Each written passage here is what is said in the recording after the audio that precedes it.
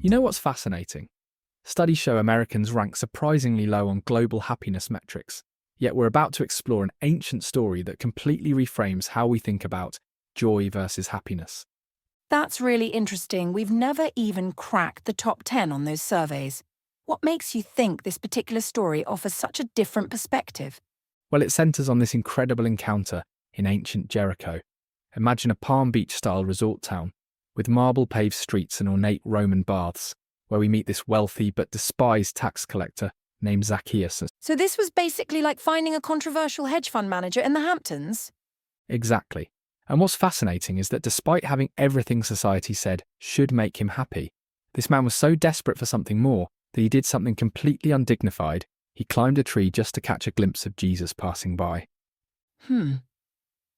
That must have been quite a sight, a wealthy government official in expensive clothes scrambling up a tree like a child. And here's where it gets really interesting. Instead of ignoring him or condemning him, Jesus stops everything and essentially invites himself over for dinner, which was absolutely shocking to everyone present. Well, that's unexpected. I mean, the text says the crowd murmured when this happened. These were probably people who'd been personally exploited by his tax collection system, right? Precisely. And what happens next is remarkable. Without any prompting, Zacchaeus stands up and declares he's giving half of everything he owns to the poor, and anyone he's cheated will get back 4 times what he took, which was way beyond what religious law required. You know, that reminds me of modern stories about wealthy executives who have spiritual awakenings like Chuck Feeney giving away his entire $8 billion fortune to charity. And what's particularly significant is that this transformation happened before Zacchaeus did anything to deserve it. The text specifically mentions that he received him joyfully. This wasn't just about becoming more ethical, it was about finding a deeper sense of purpose. So this really challenges our modern metrics for measuring happiness, doesn't it? Like, maybe we're focusing on all the wrong indicators. Exactly, consider how Jesus frames this encounter. He says salvation has come to this house and describes his mission as seeking and saving the lost. The transformation wasn't just about Zacchaeus' wallet, it was about his entire identity. That makes me think about all these modern happiness surveys in a completely different way.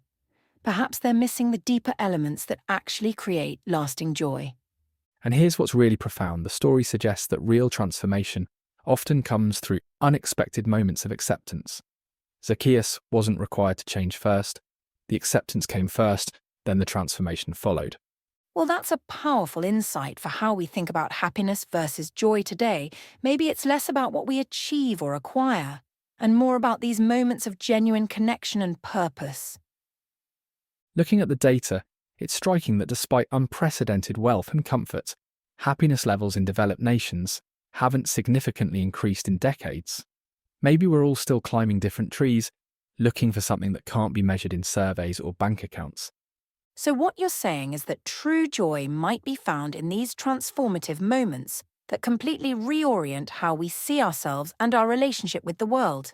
Exactly. And as we wrap up today's discussion, it's worth considering. What trees are we climbing in our own lives? Are we pursuing happiness through conventional metrics? Or are we open to finding joy in unexpected places, even up in a sycamore tree in an ancient resort town?